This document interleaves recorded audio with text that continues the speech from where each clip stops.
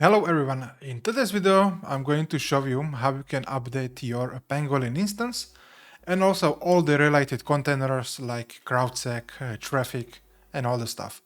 And also I will show you how you can keep your new T tunnels up to date and secure.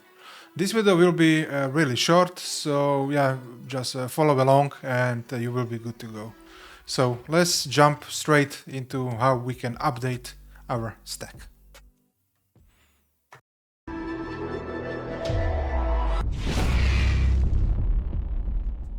But before we start today's video, I wanted to take a moment and thank you everyone who is currently subscribed to the Webnestify channel, and also for those who joined the Webnestify Discord when we are talking all the related things about open source applications, security, etc, etc. And also if you like my videos, if you like what I'm doing on this channel and you are not subscribed, please feel free to subscribe to Webnestify channel and also click the notification icon so you are notified when I release new videos. And of course, if you like the video, like it.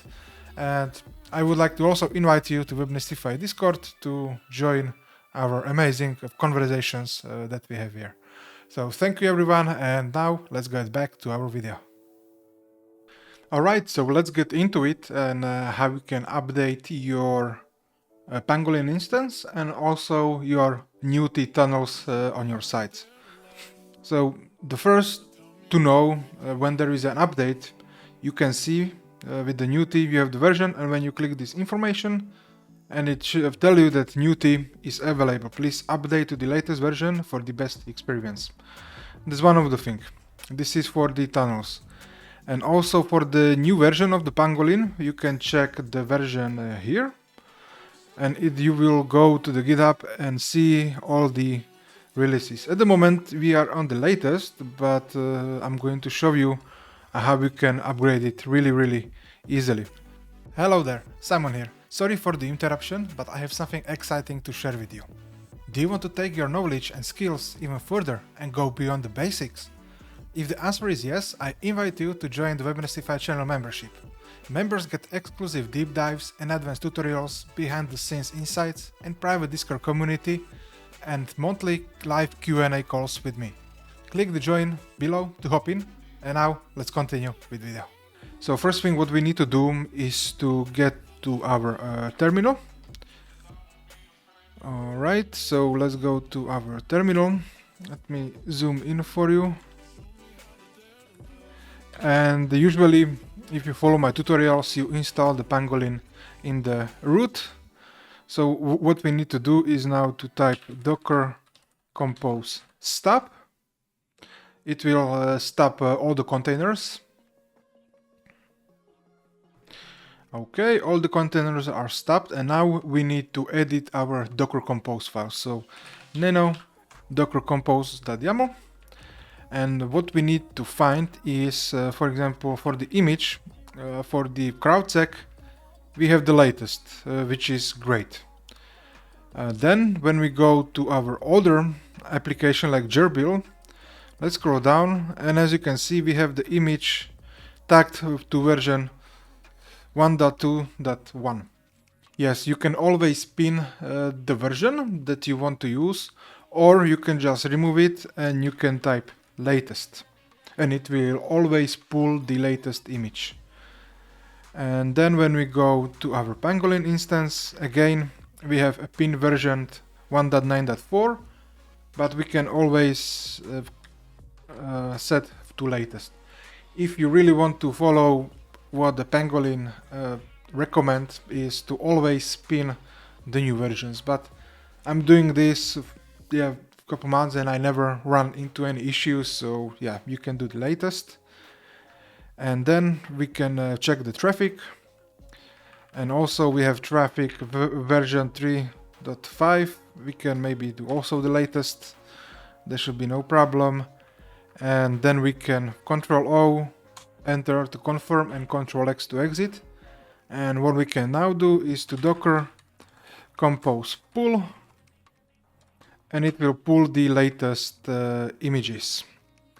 And as you can see, CrowdSec has update, Pangolin we already got, Gerbil we already got, and the traffic got some update.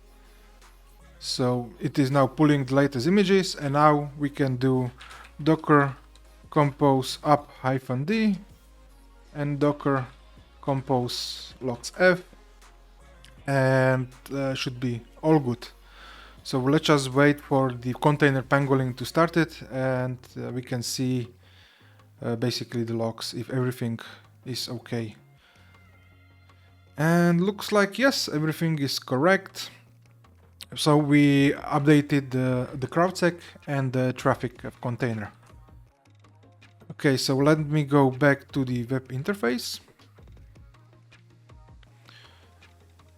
And yeah, let me refresh it, and hopefully no issues there. Perfect. And now we can start updating our Newty tunnel on our server where we are doing our applications. And the update process for the Newty is seriously really simple. So if you want to get the installation script for the Newty, just go add a site, and all you need to do is copy this command. Just copy into your clipboard, cancel it, and go back to your terminal, and you just run this command like that. And as you can see, we have our new version 1.4.4.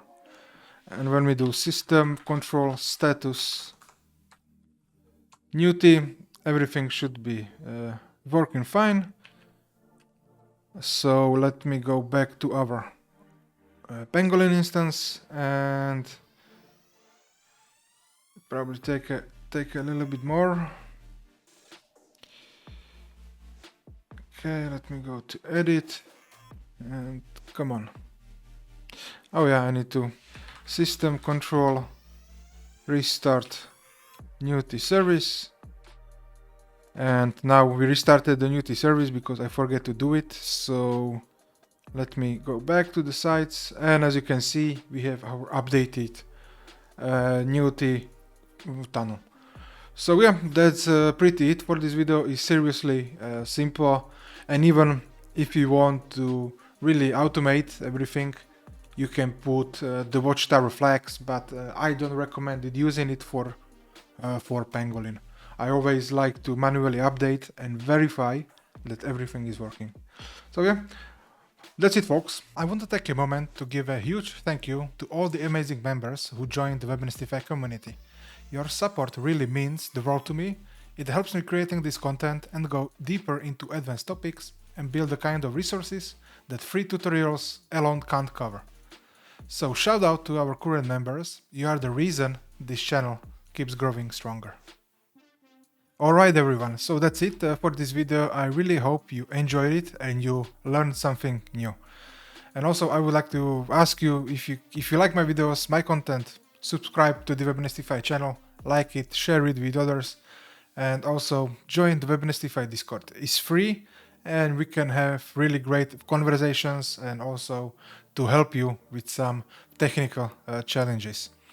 So yeah, thank you everyone for watching, and I'll see you in the next video.